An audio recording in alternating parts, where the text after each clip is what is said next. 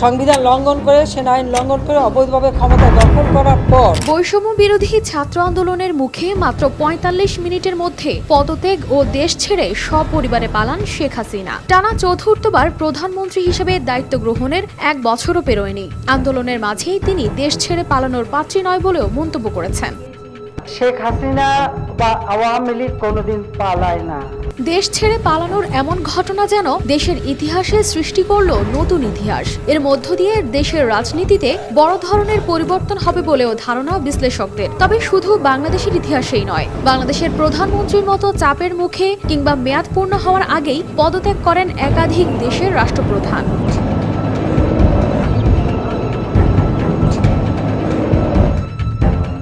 এদের মধ্যে একজন ভিয়েতনামের প্রেসিডেন্ট ভো ভ্যান থুং। তিনি মেয়াদ পূরণের আগেই চলতি বছরের মার্চ মাসে পদত্যাগ করতে বাধ্য হন। তার পদত্যাগের পেছনে প্রধান কারণ ছিল দেশব্যাপী চলমান দুর্নীতি বিরোধী অভিযান, যা বহু উচ্চ পর্যায়ের রাজনীতিবিদকে প্রভাবিত করেছে। ব্যাপক দুর্নীতির ফলে তার প্রতি জনমনে পড়ে ব্যাপক নেতিবাচক প্রভাব। দলের পাশাপাশি দেশ ও তার নিজেরও সুনাম ক্ষুণ্ণ হয় বলে জানা যায়। এমন অবস্থায় চাপের মুখে পদত্যাগ করেন থুং।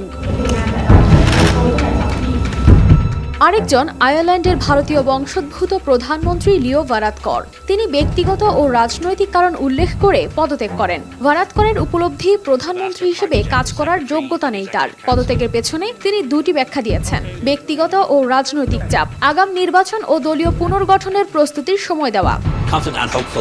এছাড়া চাপের মুখে চলতি বছর হাইতির প্রধানমন্ত্রী এরিয়েল হেনরি পদত্যাগ করেন। গেল মার্চ মাসে ইস্তফা দেন তিনি। সেই সময় ক্যারিবিয়ান অঞ্চলের দেশটিতে ঘটে সহিংসতার ঘটনা। প্রধানমন্ত্রীর পদত্যাগের দাবিতে ক্রমেই উত্তাল হচ্ছিল দেশ। সেই আবহে পদত্যাগ করেন হেনরি।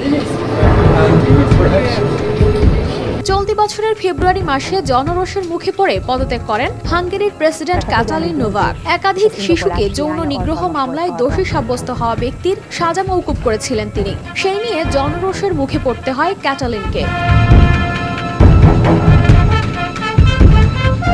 চলতি বছরের জানুয়ারি মাসে মেয়াদ পূরণের আগেই পদত্যাগ করেন ফ্রান্সের প্রধানমন্ত্রী এলিজাবেথ বর্ন।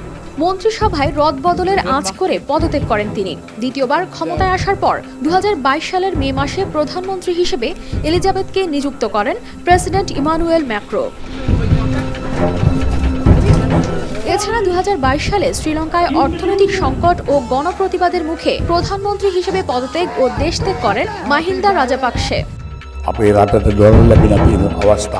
২০১৭ সালে সামরিক অভ্যুত্থান ও ব্যাপক গণপ্রতিবাদের পর পদত্যাগ করে দেশ ছাড়েন জিম্বাবুয়ের রবার্ট মুগাবে।